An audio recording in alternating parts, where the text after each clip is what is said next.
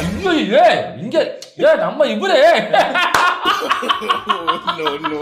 அதாவது நம்ம மாண்புமிகு நம்ம கரூர் கம்பெனி மன்னிக்கணும் கரூர் முன்னாள் சட்டமன்ற உறுப்பினர் மாண்புமிகு சங்கி அமைச்சர் மன்னிக்கணும் மாண்புமிகு எரிசக்தித்துறை அமைச்சர் மாண்புமிகு சங்கி அமைச்சர் மன்னிக்கணும் மாண்புமிகு எரிசக்தித்துறை அடிச்சிருக்காட்டி அந்த மாதிரி முஞ்சனஞ்சு அடிக்கடி எங்க அம்மா தூக்கி அச்சாம்பார் மேல கட்ட பறகுது தெரிக்குது. மாண்புமிகு சங்கி அமைச்சர் மன்னிக்கணும்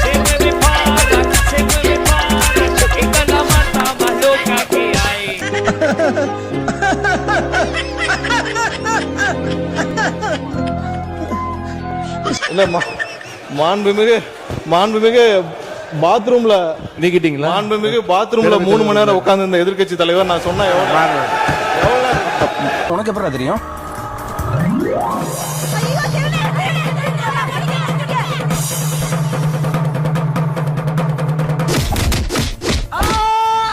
கேக்குறல்ல மாண்புமிகு பாத்ரூம்ல 3 மணி நேரம் உட்கார்ந்து இருந்த எதிர்க்கட்சி தலைவர் நான் இப்ப தமிழ்நாட்டுல யார் யாரு பாத்ரூம்ல எவ்வளவு நேரம் உட்கார்ந்துருக்காங்க அப்படின்னு கண்காணிக்கிறதுக்கு ஒரு தனி அமைச்சர் வச்சிருக்கீங்களா?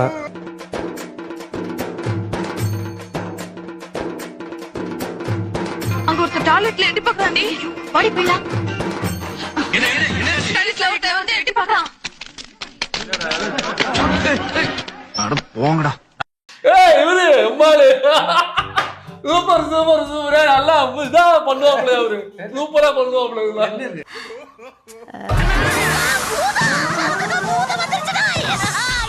நீ யாரா நீ இந்த நேரத்துல இங்க எப்படி வந்த? பாத்ரூம் வாட்ச்மேன் பாஸ் என்ன புதுசா வேலைக்கு வச்சிருக்காரு. என்ன ஆசீர்வாதம். இனிமே இவன் தான் என்னுடைய ஏடிஎம். ஏடிஎம்மா? ஆமா, எனி டைம் மொபைல் வாட்ச்மேன் எப்பவுமே என் கூடவே இருப்பான். இதோ பாருங்க, இந்த ஃப்ளஷ் சரியா வேலை செய்யல. அப்படியா? என்ன பிரச்சனை? தண்ணி முழுசா போகல பாருங்க. ஓ, இது மோசமா இருக்கே. மாண்புமிகு பாத்ரூம்ல 3 மணி நேரம் உட்கார்ந்து இருந்த எதிர்க்கட்சி தலைவர் நான் சொன்னேன். என்ன பண்றது, இந்த பப்ளிக் டாய்லெட்ல போகும்போது அடுத்தவங்க சொன்னி என்ன கலர்ல இருக்குன்னு பாக்குறதுக்கு இப்படி பாப்பானுங்க. செக்ரட்டரி முறையில நாளைக்கு இந்த பிரச்சனைக்கு ஒரு முடிவு கட்டுறேன். தேங்க்யூ. அதாவது உள்ளேயே ஒருத்தர் காவலுக்கு நிறுத்திடுறேன். எக்ஸ்கியூஸ் மீ, எங்க இந்த பக்கம்? பஸ் பாஸ் ரெனியூ பண்ண. ஓ, டாய்லெட்டுக்கு போறீங்களா? Just minute. உள்ளே ஆமா, அது மட்டும் இல்ல, எஸ்டி புத்தகம் இல்லையா, அந்த மாதிரி ஒரு மிஷன் மாட்டிடுவோம். 3 நிமிஷத்துக்கு மேல எவனாவது வேஸ்டா உட்கார்ந்தானா அது பி பி பி சத்தம் போடும். கிக்கி கிக்கி வைங்க. அவள அப்படியே தானே 3 நிமிஷத்துக்கு மேல உட்கார்ந்தானா உள்ள இருக்கானே உட்கார்ந்து தூக்கி வெளிய போடுவான். எப்படி நம்ம ஐடியா? டாய்லெட் கூட கேவலமா இருக்கு. ஒருத்தன் உட்கார்ந்து இருப்பானா, அவன் ஒருத்தன் நின்னு அதே அறையில பாத்துட்டே இருப்பானா. கல்ச்சர்ல உனக்கு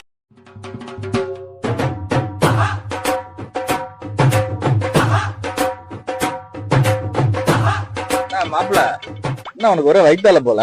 ஆமா ஆமா, உனக்கு எப்படி தெரியும்? அதான் நம்ம கழிவறைத்துறை டிபார்ட்மெண்ட் இருக்குல்ல, ஆமா, அந்த டிபார்ட்மெண்ட்ல இருந்து ஒரு ரிப்போர்ட் எடுத்து வச்சிருக்காங்கப்பா. ரிப்போர்ட் எடுத்து வச்சிருக்காங்களா? அட ஆமாப்பா, நீ போறதெல்லாம் வீடியோ எடுத்து வச்சு ஒருத்தர் பாத்துக்கிட்டு இருக்கான்ப்பா. யோ, இத பார்த்து என்ன பண்ண போறாங்க? ஐயா எழுதி வச்சிருந்தாங்க, அதுல பார்த்தேன்ப்பா. ஐயா இத போய் பாத்துக்கிட்டு இருக்காங்களா? அதெல்லாம் ஒரு டியூட்டியா பாத்துட்டாங்க. நான் இனிமே எங்க போய் பேலுவேன்? இனிமே எங்கேயும் எவனும் பேல முடியாது. ஐயோ போச்சு, நான் எங்க போய் பேல்றது? யார் யாரு பாத்ரூம்ல எவ்வளவு நேரம் உட்கார்ந்துருக்காங்க அப்படின்னு கண்காணிக்கிறதுக்கு ஒரு தனி அமைச்சர் வச்சிருக்கீங்களா என்பதை நான் கேட்க விரும்புறேன். நீ நிக்க வேண்டிய இடம் எது இல்ல, போய் கக்கிசிட்ட போய் நில்லு.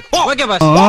அம்மா கையத்தட்டு ஜாஞ்சா ஜக ஜக ஜக ஜக ஜா, புது ராகத்தில் மெட்டு கட்டு ஜாஞ்சா ஜக ஜக ஜக ஜக ஜக ஜக ஜக ஜக ஜக ஜக ஜக ஜா, ஏ ராசாவே பந்தல் நட்டு புது ரோஜா பூ மாலை கட்டு. ஜாங்கு ஜக்கு ஜதக்கு ஜக்கு ஜாங்கு ஜக்கு ஜா, ஜாங்கு ஜக்கு ஜதக்கு ஜக்கு ஜாங்கு ஜக்கு ஜா.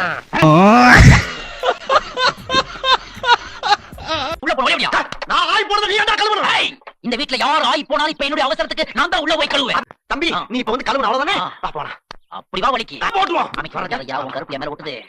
என்னையா இது? வீட்டுக்குள்ள இருக்கிற பாத்ரூமுக்கு என்ன இங்க கூட்டு வந்திருக்க? இந்த வழியா போனா வீட்டுக்குள்ள இருக்க பாத்ரூமுக்கு போயிடலாம். இதுதான் தலைவாசல். தலைவாசல் என்ன தரையில இருக்கு? இப்ப எல்லாம் இப்படி தான் வைக்கிறாங்கப்பா. இத பார்த்தா சாக்கடை மாதிரி இருக்கையா? மாதிரி இல்ல, சாக்கடையே தான். இறங்குடா ஐயா. ஒரு வார்த்தை பேசினால் மறு வார்த்தை பேசுவதற்கு எங்களுக்கும் தெரியும். இதுதான் வேண்டாம். இல்ல நான் வேண்டாம்னு சொல்றேன். பேசிட்டு நீங்க நீக்கிறீங்க, மாண்பு பேரையத்துல நீக்கிறேன்னு சொல்றதுக்கு அப்புறம் பொதுவெளியில போனதுக்கு அப்புறம் நாங்க பதில் சொல்லாம ஊமையா இருந்துட்டு போறதுக்கு இந்த சபைக்கு நாங்க வரல. எங்க வந்து யாருகிட்ட மாட்டி விட்டுருக்க? சங்கி அமைச்சர் மன்னிக்கணும் மாண்புமிகு எரிசக்தித்துறை அமைச்சர். ஜோசியக்காரன் அப்படின்னு சொல்ற தவறுன்னு சொல்றீங்க. நீங்க ஜோசியக்காரன் அப்பாயின்மெண்ட் நீக்கிருக்கீங்க. ஜோசியக்காரங்க தப்பான வார்த்தை கிடையாது.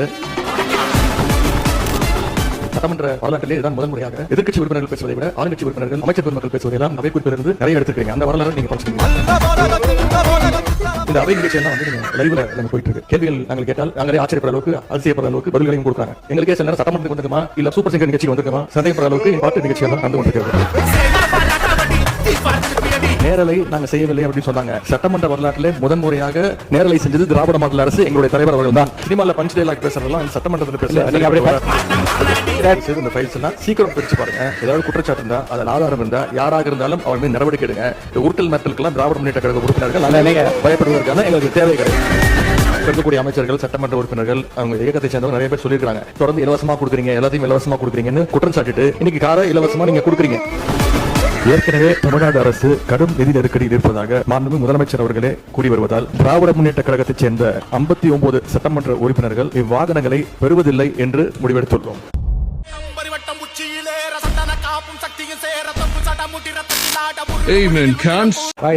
மாண்புமிகு சங்கி அமைச்சர் மன்னிக்கணும். யார் யாரு பாத்ரூம்ல எவ்வளவு நேரம் உட்கார்ந்துருக்காங்க அப்படின்னு கண்காணிக்கிறதுக்கு ஒரு தனியா அமைச்சர் வச்சிருக்கீங்களா? ஜோசி கடை சொன்னாதான் அந்த ஃபைல் திறந்து பார்ப்பீங்க.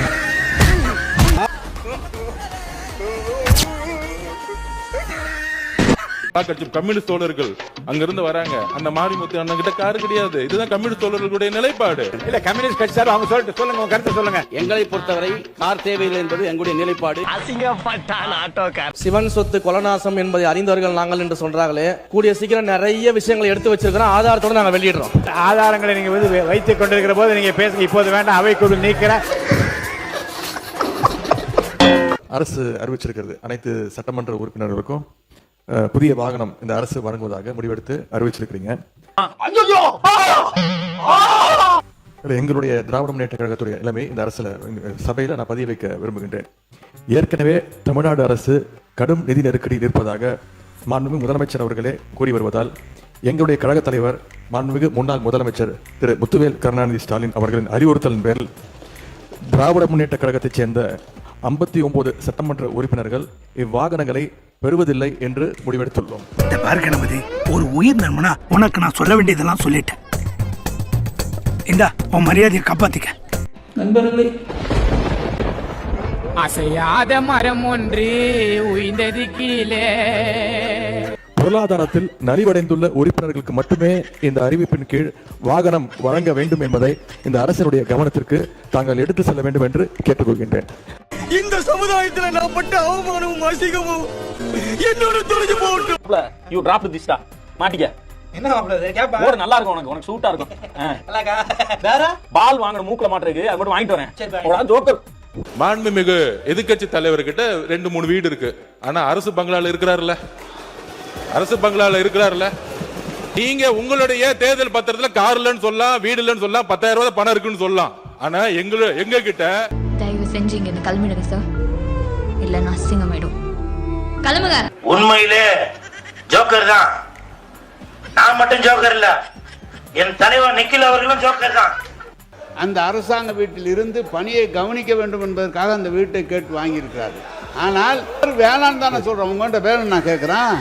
கார் வேணான்னு சொல்றேன். அவர் சொல்றாரு 2-3 கார் வச்சிருக்கான், இங்க கூட அந்த நிலையில் தான் இருக்கு அப்படிலாம் சொல்றாரு. நான் கார் வேணாம், ஏற்கனவே அரசாங்கம் செலவு வைக்குது, கார் வேணான்னு சொல்றேன். அவர் உடனே முதல்ல ஏற்கனவே இருக்கிற தேர்தல் பணியில் இருந்தது 10,000 தான் இருக்கு, கார் இல்லைன்னு சொன்னா நீங்க தப்பு தானே, நாங்க சொன்னா கேஸ் போடுங்களேன்.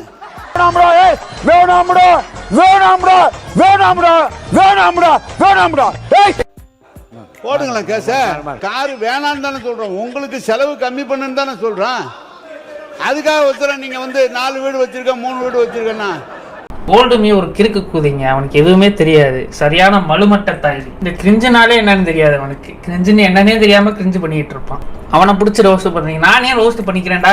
தெரியுமா அமைச்சருக்கு தெரியுமா என்பது தெரியல. அமைச்சர் இப்ப சொந்த வீட்டுல இருக்கிறார், ஆனா அந்த அரசாங்கம் அந்த வீட்டுக்கு வாடகை கொடுக்குது. அது தெரியுமா அவருக்கு? அமைச்சருக்கு வீடு சொந்த வீட்டுல இருந்தா கூட அதுக்கு வாடகை கொடுக்குறாங்க. அதை ஒண்ணு வேணான்னு எழுதி கொடுங்க. உட்கார்ந்து திமிரா உட்கார்ந்துட்டு பேசிட்டு கூடாது. ஆளுக்கு பெரிய நீங்க தான் பெரிய அறிஞர்கள், பிறக்கும் போதே 6-7 மூளை வச்சு உங்களுக்கு படைச்ச மாதிரியும் நாங்கெல்லாம் களிமண்ணம் வச்சிருக்கிற மாதிரி மண்டைக்குள்ள ஒழுங்கா இருக்கணும். சும்மா இங்க தேவையில்லாத வேலையெல்லாம் பேசிட்டு கூடாது. நம்ம முதலமைச்சர் என்னைக்குமே விவசாயிகளுக்கு ஏதாவது ஒரு பிரச்சனைனா நிக்கிறவரு. கண்டிப்பா யாருக்கும் எதிரா நாங்க நடந்துக்க மாட்டோம். விவசாயிகளுக்கு கண்டிப்பா சப்போர்ட்டா இருப்போம்.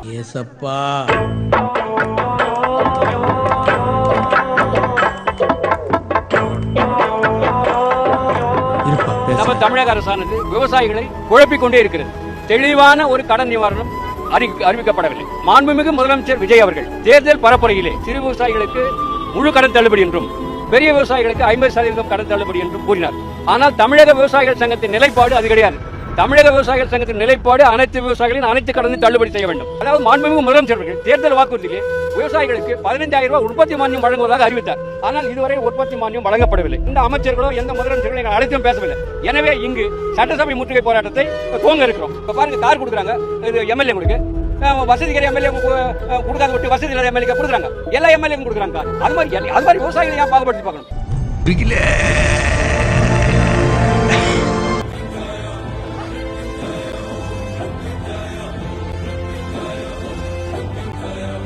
மாண்புமிகு பேரவைத் தலைவர், ஒன்னே ஒன்று மட்டும் சொல்லிக்கிறேன். இது என்னோட தனிப்பட்ட கோரிக்கை.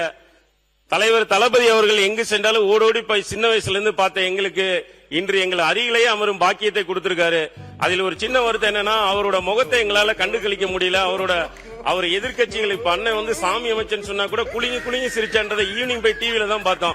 அப்படி எதிர்கட்சிகள் தன்னோட அரசை பத்தி சொன்னா கூட அதை பற்றிலாம் அதுல வந்து காமெடி இருக்குன்னா, சிரிக்கிற ஒரு தலைவன் எதை பத்தியும் மாற்றான் தோட்டத்து மல்லிகைக்கு மனமுண்டு சொன்ன அண்ணாவின் வழி வந்த எங்கள் அண்ணா அவரின் முகத்தை, அவரது அழகிய முகத்தை பார்ப்பதற்கு ஒரு ஸ்கிரீன் ஏதாவது ஏற்பாடு செய்து தருமாறு எனது தனிப்பட்ட கோரிக்கையை உங்களுக்கு வேண்டுகோள் இருக்கிறேன். நன்றி, வணக்கம்.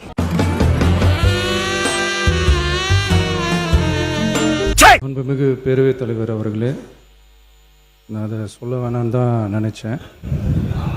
ஏன்டா தயங்குற? தைரியமா சொல்றா, சொல்லு. நீதான் தைரியமா நாளத்தை சொல்லு, சொல்றா. ஆதாரம்னு கேட்குறாங்க. ஒரு 1 வீக் பேக் மாண்புமிகு நிதி அமைச்சர் பேசும்போது ஒரு 3 டிபார்ட்மெண்ட்ல இருந்து ரிவ்யூ பண்ணி அந்த ஃபைல்ஸ்லாம் என் டேபிள்ல இருக்குன்னு சொன்னாரு.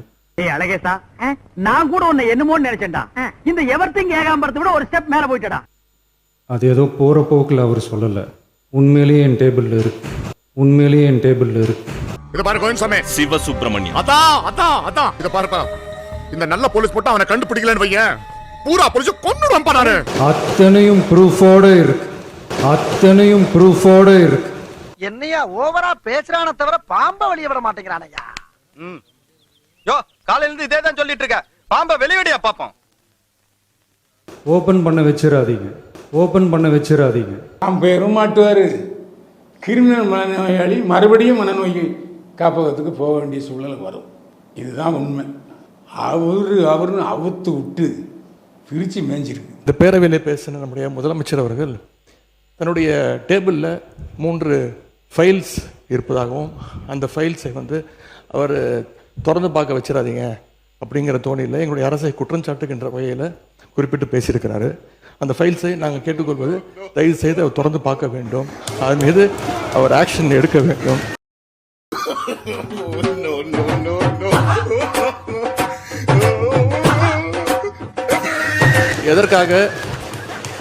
எதற்காக பயப்படுறீங்க, எதற்காக காலம் தாழ்த்துறீங்க? இதையே 3 மாசமா சொல்லிட்டு இருக்கிறீங்க.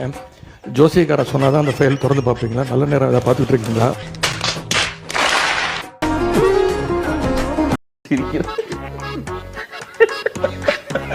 எனக்கே சிரிப்பா இருக்கு.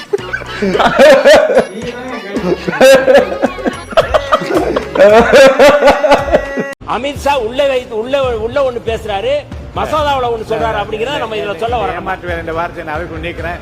இல்ல அது நான் ஆதாரத்தோட சொல்றேன். நீங்க ஆதாரத்தோட சொல்றேன். ஆதாரம்லாம் நான் பேசல, இந்த கட்டையின் அடிப்படையில் நான் பேசுறேன். நம்முடைய அமைச்சர் சொன்ன கருத்துக்களை வந்து பிரதம மந்திரி பேரோ அது வேணா நம்ம வந்து எடுத்துடலாம். நம்ம பிரதம மந்திரி பேரோ அது வேணா நம்ம வந்து எடுத்துடலாம். முதல் முறையா ஆம்பளையா இருக்கிற வெக்கப்படுற மாமா. இங்கு எந்த கட்சியை பத்தி நம்ம பேச வேணாம், திருப்பியும் சொல்றோம். இங்கு எந்த கட்சியை பத்தி நம்ம பேச வேணாம், திருப்பியும் சொல்றோம்.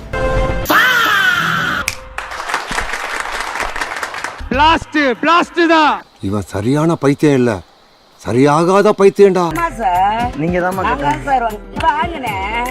முனேஸ்வரன் யாரு சார்? நீங்க 2 அப்பா தானே சார்? என் மயன் தானே சார்?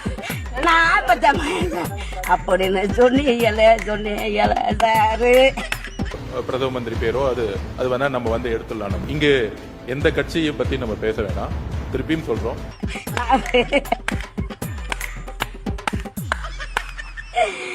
குல வச்சத கேக்குதோ. சரி இப்ப பணம் என்னமாச்சு? நீங்க இப்படி பேசியிருந்தீங்கன்னா கேக்குதோ